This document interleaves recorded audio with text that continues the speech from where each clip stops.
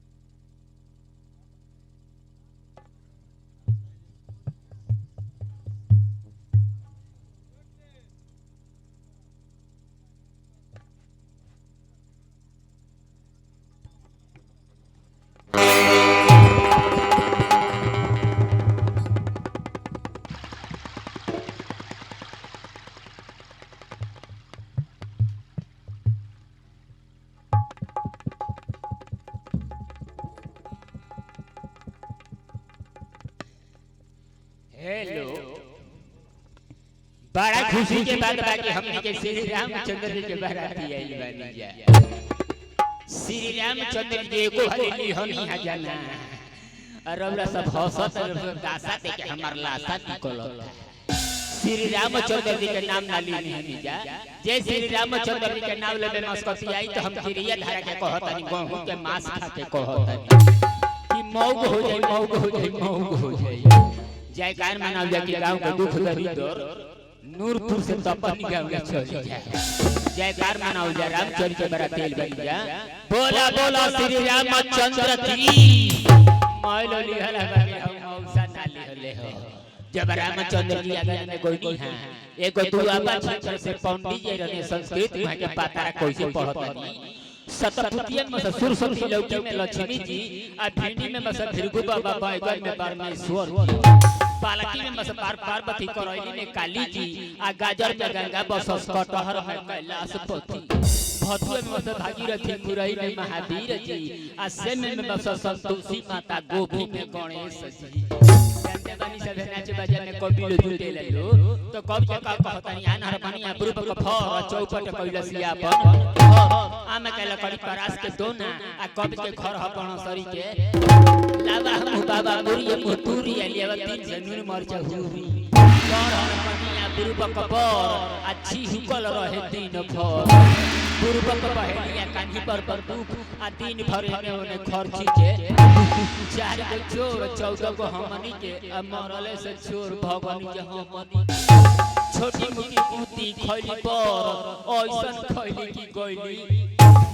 6 काठा मकई बनी पानी बिना जर गइली आ 7 महीना के लइका भइलू होई तबा मरी गइली जे कुर्सी पे बैठल बा कलेक्टर हो गई जे चेयर पे बैठल बा चेयरमैन हो गई जे जमीन पे बैठल बा जमींदार हो आ जे चौकी पे बैठल बा सारा खानदान चौकीदार हमनी के का गलती कइले बनी भगवानो गलती कइले बड़े कि दोनों अखिया सटल कर देले बड़े को पीछवा कर देले भगवान का खातल तोड़ करते मान ली आगे से तो सब देखत कहीं पाछा से कोनो 5 मीटर घूर के भाग के का कर दिया डीएम का फुल फॉर्म होता है डिस्ट्रिक्ट मजिस्ट्रेट डीएम साहब कार में चलते हैं उनके साथ 2-4 बॉडीगार्ड रहते हैं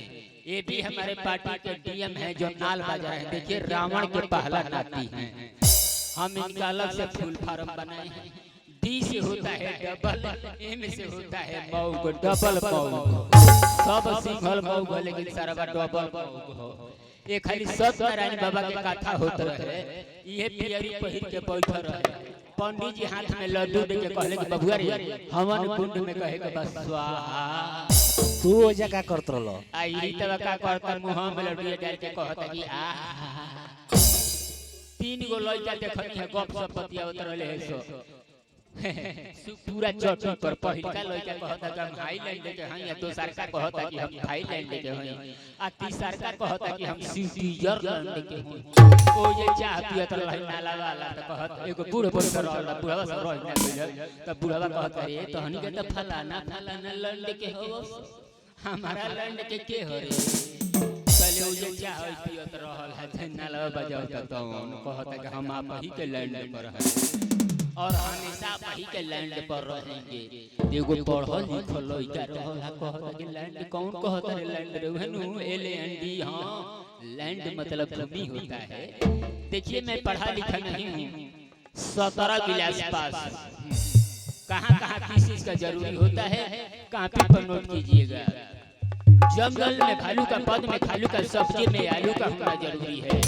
चंपाकल में जाली का दरवाजा में ताली का ससुराल में साली का होना जरूरी है मुसलमानों में दूर का हजम में दूर का बाजार में हुरका का होना जरूरी है बस में कंडक्टर फिर कृषि में ट्रैक्टर और कृषि में ट्रैक्टर का होना जरूरी है छुट्टी में जूट के दाल में नून के कपड़ा में ऊन के होना जरूरी है आपस में प्यार के दियार में सियार के अल्लाहन में दांत चियार के होना जरूरी है हाथ में सोटा का थरिया में लोटा का हई पिंजुआ बजाओ तो करनाक में पोंटा का होना जरूरी है काहे कि हमारा मौसा लगेला हम एकर बड़ा का बाबू लगिले हां सतनी से बहू हमर ही तो काज ही तरह में ने का बैठल बनी होती हमर दरवाजा पर रौरा के इज्जत करती है दुगो तिलवा बतले फोड़ के पानी पी चलो गाड़ी में तो ना हो के एगो पेपसी पर दुगो रसगुल्ला फ्री बा रसगुल्ला खाई के पेपसिया टानी भक गैस छोड़े दुकान में नौकर गांव में पोखर आटा में चोकर नाच में जोकर का होना जरूरी है आ बरद में अरुवन के मरद में गणुवन के आ कोठा पे भणुवन के होना जरूरी है आ तरजुई में डंडी के आ दिल्ली में झंडी के आ नाच में रंडी के होना जरूरी है नाच में रंडियो रहेली सो हां के बरका हां चिपकबरी ना खड़ा होइयो अब हो काजल हने अब खाली बैठा रह तरी सो हने अब सो हां हां अभी शुरुआत हो तो देख लो गाड़ी में चलो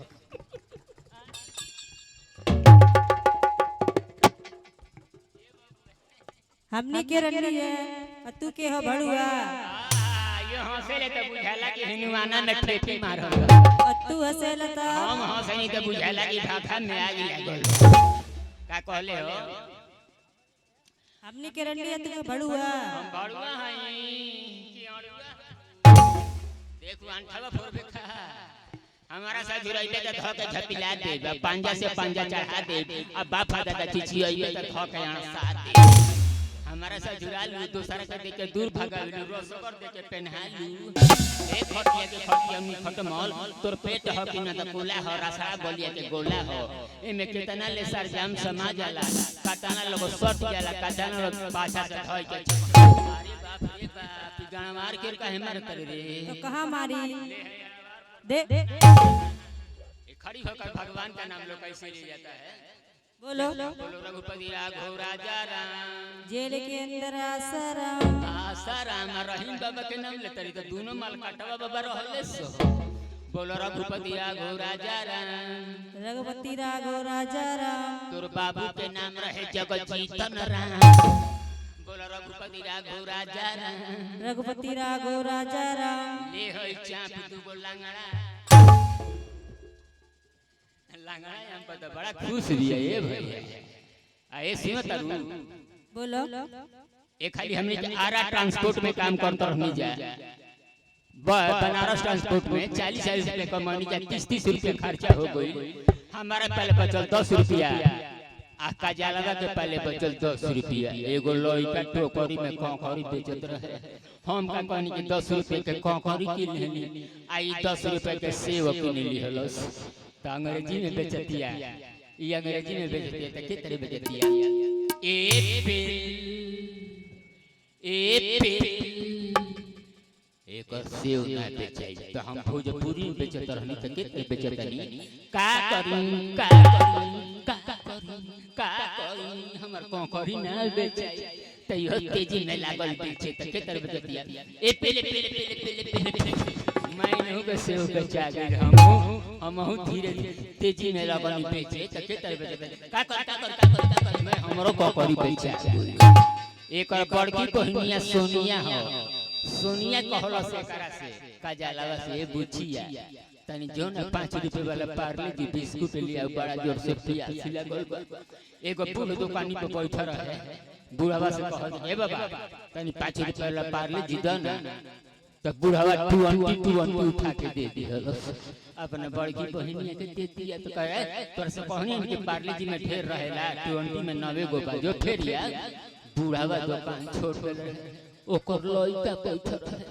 लइका तनी के तरह बोलत रहे तो जाके कहती है का जाला ए ठहरा हो तार बाबूजी देला हम पार्ले जी मंगनी है तो 20 दे देले हो तो लइका के तरह बोलत ते तरह बोलत तो हम ना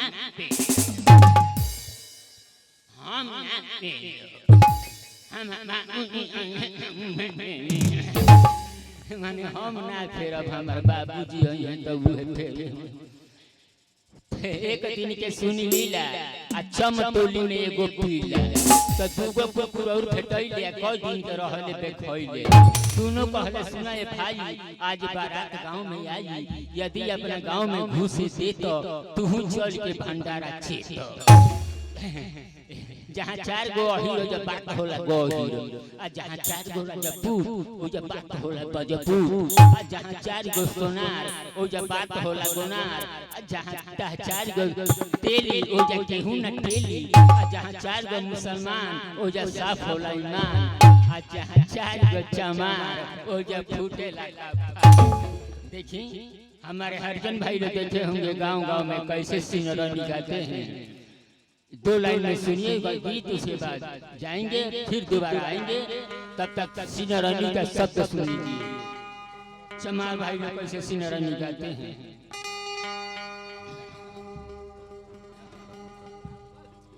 पहले तो चुटकुला गाना सुन ली अरे जब न छिपाऊंगा बकरी चराऊंगा बकरी के ऊपर में धोखा चढ़ाऊंगा अरे बकरी देली दत्तवा छिया मैं मरा बकवा में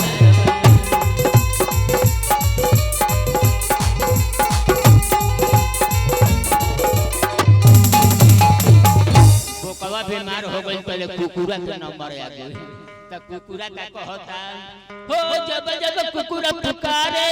तब पिलिया दांत चियारे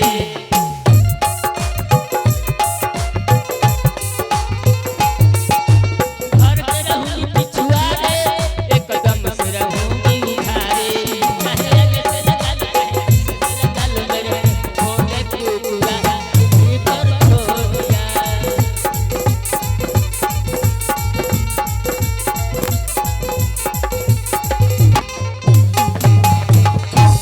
एक देखनिया सुपुआ चटी पर बाजार लाग रहल है तीन गो तुरही ओड़िया लेके तरकारी बैठल रही है सो गोनी तरकारी किने खाती तो तुरहिनिया कहत है जात जात पर तरकारी बनेगा कामना बिरादर के तरकारी हो कामना बिरादर के खाए के चाहिए तुरहिनिया कैसे गावती है ए कइया बिंजू वाला सर में सर मिलई है तनिको छल कइबे तो धक मकमकाबे लगे छल कइहे मत आए चलो चलो इधर पाहियो बेरा से कुबेरा भइल बिना बाप के लइका भई आ उ लइका कब भई जब वो कमाई न रहे तब पुरानिया कैसे गावती है अरे जे कर जवन मन में विचार तरकारी ले लो मोर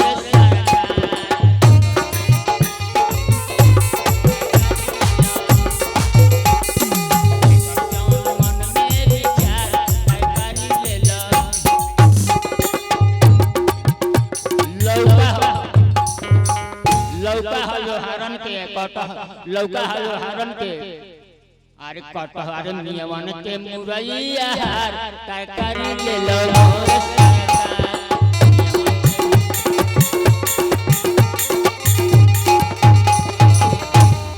हाँ तो भिंडी है भुइहारन के पालकी है पंडित के अच्छा मरन के चचीरा यार तरकारी ले लो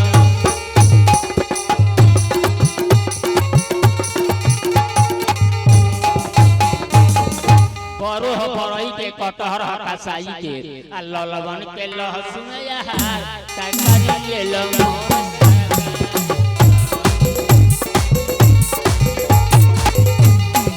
अब लीजिए हमारा जानी का अंदाज देखिए सीएटी कैप मतलब होता है टोपी ये टोपी उठकर हमारे सर में आ जाएगी बजाइए ताली बच्चों में टोपी उठकर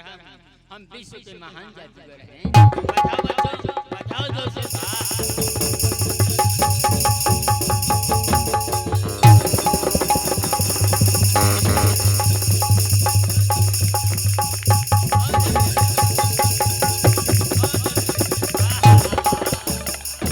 हमारे जैसा विश्व का महान जादूगर नहीं देखे होंगे अब लीजिए सीनारानी सुन लीजिए और बाद में चुटकिला कुछ कहते रहेंगे तो पहले सीनारानी सुन लीजिए धुन में आए अरे गुरु के नगरिया हम जाई भी हो